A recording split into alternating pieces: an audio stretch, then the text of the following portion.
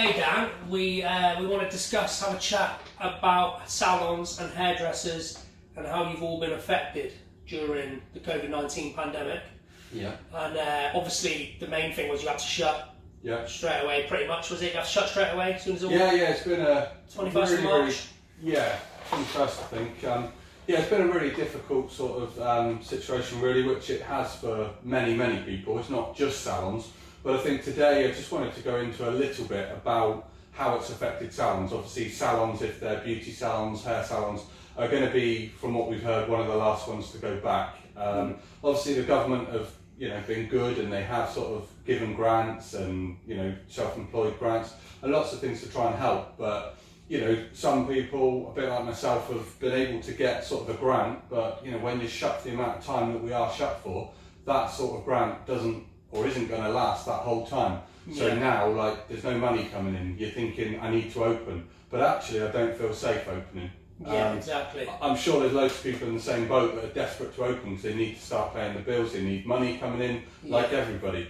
But I guess the big thing with that is just the fact that, do you feel safe opening? Are you forcing yourself? Are you pushing yourself to try and get to that time too early to open because you have to financially, but will you actually feel safe going back? Is it worth the risk? Yeah. Exactly. And you can't really be wearing masks and gloves and too much, can you, when you're doing hairdressing? You need to be quite... Yeah, it's very difficult, for hairdressers. I'm sure people have cut their finger before, and even just having a little plaster around there, when you're trying to cut and you're going along there, it affects it. So wearing gloves cutting hair is you just can't do it really. Mask maybe? Could you wear a mask? Yeah, I mean, I could wear a mask. Obviously clients could. I guess they could lower where they have to do it, put a clip there or something to hold the mask. Not going to be able to do it if they have a mask on, are they? Well, no, but even shaving around the ears, cutting around the ears, clippers, you can't really do it with that around the ears. So it is difficult. There's people that are still doing the work, still doing our trade. And I think, there's loads of people, and like I said myself, that are desperate to get back into work. One, because I love the job I do and I'm passionate about it. And two, because financially we have to. There's bills to pay. I can't sit around with no money coming in and be fine with that. But it's not worth the risks. And the things that make that worse is when you hear of other hairdressers, other barbers that are backstreet of hairdressing. That makes it a lot harder. You're struggling, your whole industry's struggling. Yeah, I think it's disrespectful to the trade, isn't it? Almost disrespectful, because you think, well, I'm biting the bullet and I'm suffering. Why are you doing that and causing risks to everyone else? For me, the question I would ask is, how professional is your hairdresser? I do it and putting them at risk, putting myself at risk, then putting my family at risk when I go home. Things like that. It's just not acceptable. Struggling like hell, and you're living to the guidelines. And they're trying to make that quick, but it's just not worth the risk. Like this today, we're even taking precautions having this chat now. With our door open, not needed that. So imagine if you were cutting someone's hair. It's just you're just far too close. Potentially damaging their business in the long run. Thinking of the quick buck, thinking of now, whichever we all are, we all want to make money. But then potentially that could end up leading to... Oh, 100%. People are getting 80% of their wages. People are getting the grants, for owning a premises if you do. Let's not be greedy, you've got to be sensible about it. People's health, and as a professional hairdresser like myself, I would always be thinking of my client's health, my wife's health when I go back, what have I picked up, things like that. But that's a responsibility you have as a business owner, as a self-employed business owner, because you've got no one else telling you what to do. That's your responsibility. Yeah, exactly that. It's a professional trade. Going around cutting people's hair during lockdown, when you're getting money, you want your cake and you want to eat it, you're putting your clients at risk. There's no way professional. No, not whatsoever. But so going back, so when are you looking to start back? And what's the word, or what are they saying now when you can start back? Well, they are saying the 4th of July will be the very earliest. So we've got to wait to see what happens. For me, until they say we're not social distancing, then we shouldn't be back. No, exactly. And it's catch-22, because I am at a point where we really need to open. Of course. Along with all other salons, I'm not just saying me. Everyone's going to want to get back to their job. Everyone's going to need to open for financial reasons. But we've got to think of the bigger picture. And for me, if it's being said now that you can go out, you can do whatever you want, but anytime you come in contact with a person, you've got to be 2 metre distance. And even if they took it down to 1 metre's distance, between the two of you, then that's still not going to be Still, us. We no. can't cut hair from a metre away. We can't cut hair from 2 metres away. It's a personal thing. It's a close and personal thing, isn't it? Hairdressing, which is unfortunate for you, but it is, isn't it? That's the way it is. It's just very, very much like, you know, you can't say you've got to be 2 metres apart, but you go back. Yeah. Because it's not safe, is it? No. Otherwise it'd be safe to not do the 2 metre distancing rule. Yeah. You know, it is difficult because obviously, like I say, everyone wants to be back to work, but I just feel that actually, like, until this has like died down a bit, I don't understand how we can be right up close next to people. No. And there's loads of things they're trying to sort of suggest when the government sort of says we can open again, different guidelines, seeing one person at a time. One in, one out and all that. Yeah, like all of that. But, you know, at the end of the day, that's things to, I guess, put into our minds that we're going to be safe. Yeah. But, you know, until we can cut hair from 2 metres away, if everybody else outside of this salon has to be 2 metres away to stay safe, then we need to be as well. And, you know, from the industry's point of view, you know, I'm sure there's loads of salons and hairdressers out there that do not want any sort of publicity like this because they're desperate to open again. But I am, you know, but I think it's just that bigger picture of making sure that we're not going to put ourselves or clients at risk. Yeah, there's no point. What's the point in making money if you end up jeopardising your health? Your health comes first at the end of the day. Right. Yeah. So let's hope it's. I don't know. It's difficult to say. Difficult to say when there's a vaccine or you know what I mean. We really don't know. And I think it's one of those. You know, I'm not criticising the government in the way of saying they're sending us back, putting us at risk or whatever, because you know they've said the very earliest we're going back is the 4th of July. So we may get to 4th of July and they may say there's no way you can go back. It's a month later. You know, like everyone will have different opinions on that and be in different financial reasons and different financial sort of. I think the financial thing is a massive part of why everything's going back to normal quicker than I think it should. Oh yeah, it's to do with the economy, isn't it?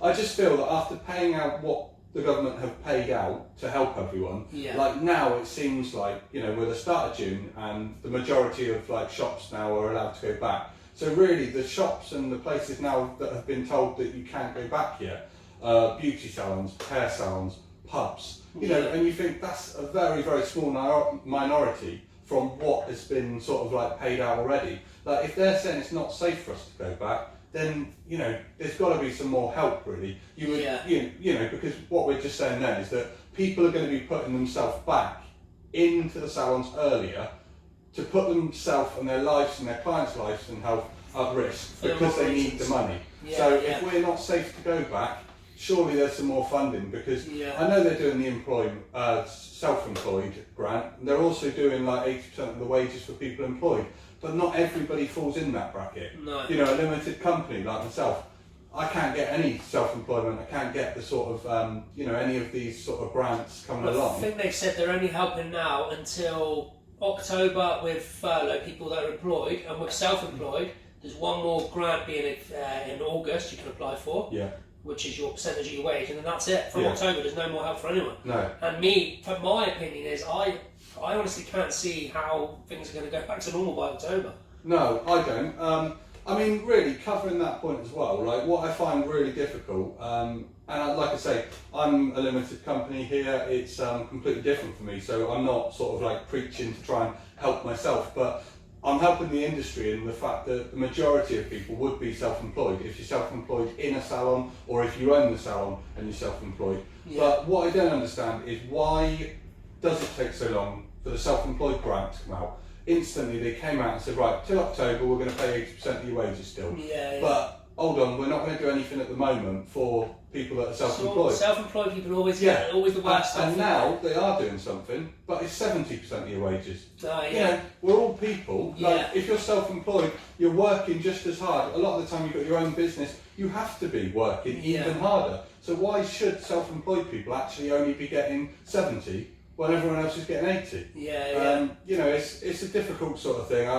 You know, everyone's probably, you know, it's different angles for all of it. People want this, people want that. You can't please everyone, but no, you can't. I think there needs to be I definitely think certain sectors, or whatever, certain professions, like obviously salons, hairdressers, masseuses, what do you call them? People that massage people. Yeah. All that, certain sectors which are hands-on, which are up close and personal, should definitely fall in a different category. Yeah. I mean, like I say, my wife as well, like, she's a beauty therapist and makeup artist, so the majority of our work is going to be right in someone's face. Yeah. So, yeah, we might be able to open, like, if we can open on the 4th, what we're going to end up doing is probably twice as many hours and not earning anywhere near the amount of money. Yeah. So we would normally put a colour on. In between that colour, you'd have like a 40-minute development time, and you could book a cut in between. But it's going to be one person in at all times, like obviously with the stylist, and we're going to have to do that. And it's going to be me working one day, my stylist working the next day.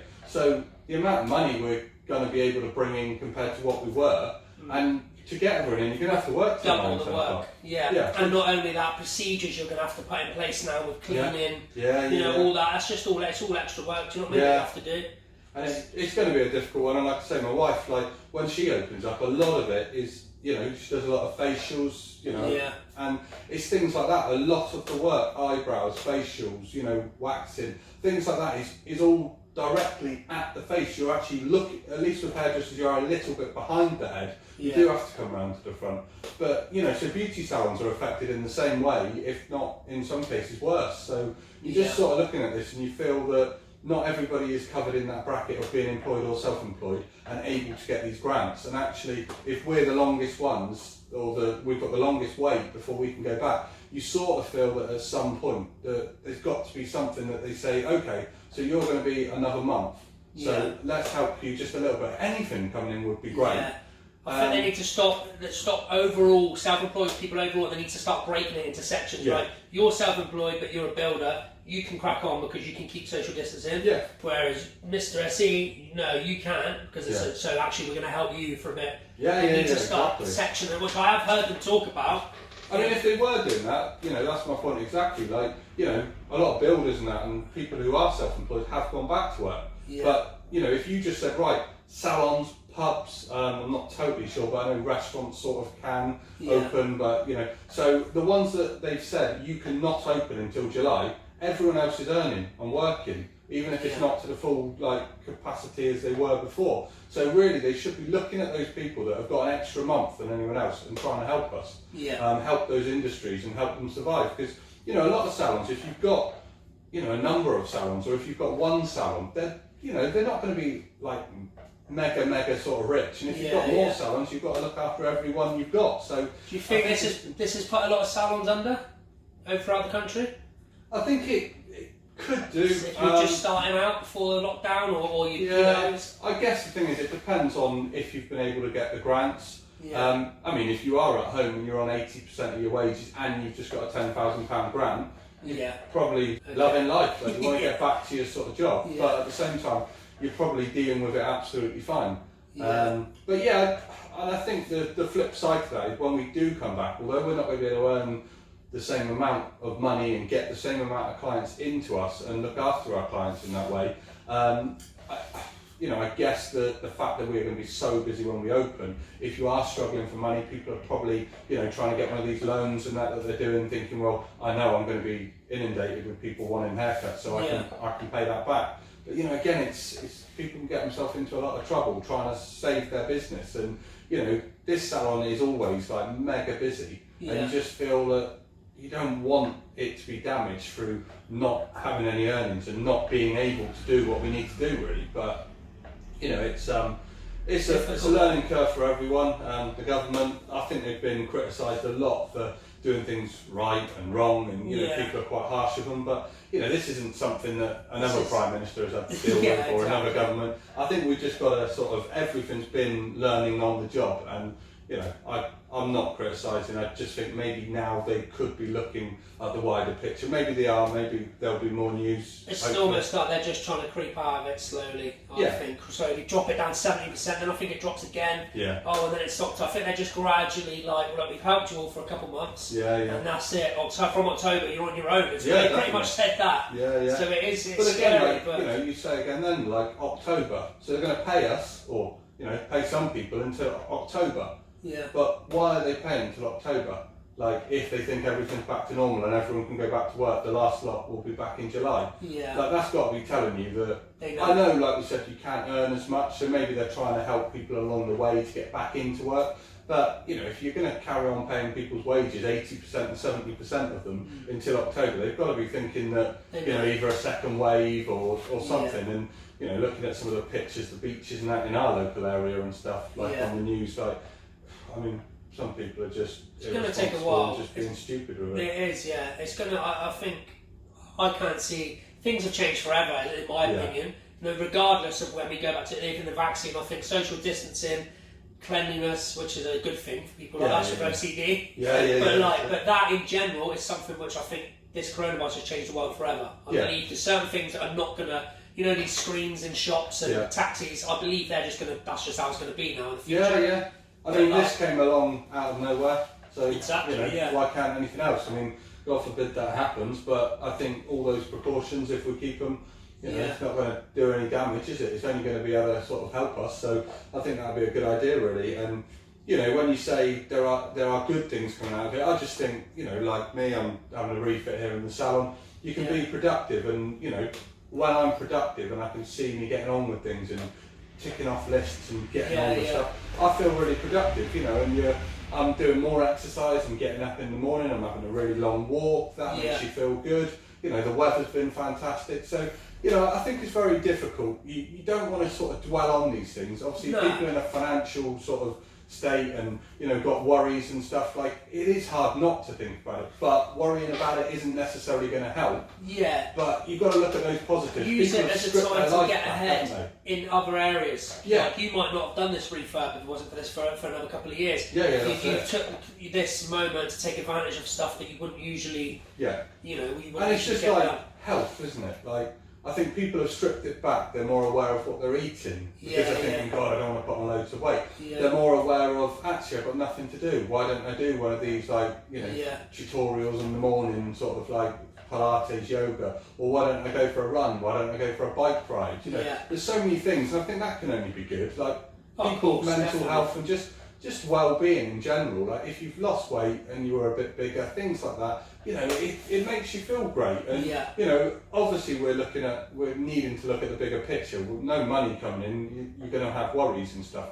But I do think like people have stripped their life back, and when we do go back, we're going to appreciate things a hell of a lot more. Definitely. Appreciate our friends and our family, and you know, in business, like your customers, your clients, like. You know, the chats that you have with your customers, like definitely. everything. I definitely think it's changing. You know, it's going to change our perspective on life massively. Yeah. It already has, I think, for a lot of people. And like we say, that can only be a good thing. Like, there's negatives with it, but I think that will be a really, really big plus. That's the only way. That's the only way we'll get through is looking at the positives of it, rather than being all negative. You have to look at the positives. That's the only way we're going to come out the other side of it, I think. Yeah. And touch wood, then you get back to work sooner than. We think. Sooner and safer. Sooner That's the and thing. safer. I mean, like I say, I'm struggling. I need to get back to work, but I would be more than happy if it wasn't safe to just struggle by for another month or 2 months. However long it takes. I mean, I want to see my clients as much as they probably want to come in and see and get their haircut. I know there's people out there desperate to have their haircut, but that's not the be all and end all. We need to make sure that we're doing it in a safe environment where the clients are safe, we're all safe. And that's the key thing, like it's got to be safe, like we want to be back as soon as possible, but it has to be safe.